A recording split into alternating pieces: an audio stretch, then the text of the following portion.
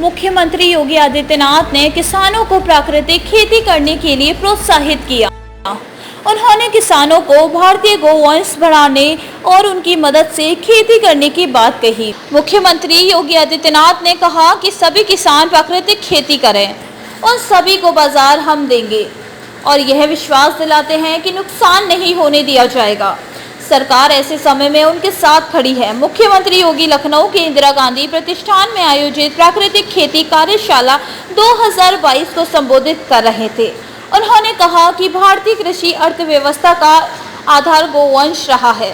देश गुलामी की ओर गया तो परंपरागत खेती पर भी प्रहार हुआ, उसका प्रभाव हुआ।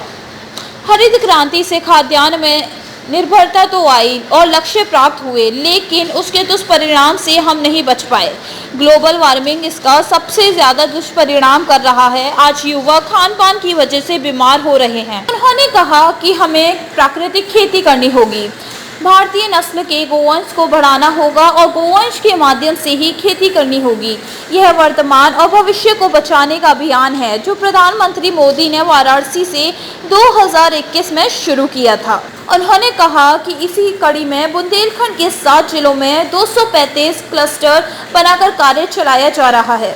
गंगा किनारे खेती की जा रही है। राज्य कृषि विश्वविद्यालय स्तर पर इस कार्य को बढ़ाने का काम कर रहे हैं तथा 79 कृषि विज्ञान केंद्र में सर्टिफिकेशन का कार्य चल रहा है। उन्होंने कहा कि मार्केट को बेहतर बनाने के लिए हमें काम करना होगा। केंद्र और राज्य दोनों सरकारें किसानों को सुविधाएं देने के लिए संकल्पित है। बिजली के दाम खेती के लिए आदि किए गए हैं। इसके साथ ही 30,000 सोलर पंप कुसुम योजना के तहत दिए जाने की योजना है। इससे किसानों को बिजली के खर्चे कम किए जाएंगे।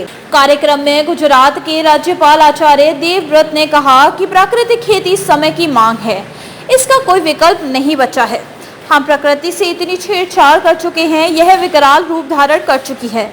70 साल से बीमार राज्य को भाजपा सरकार में अब सुदृढ़ बनाने का कार्य किया है, उसमें प्राकृतिक खेती की अहम भूमिका रहेगी।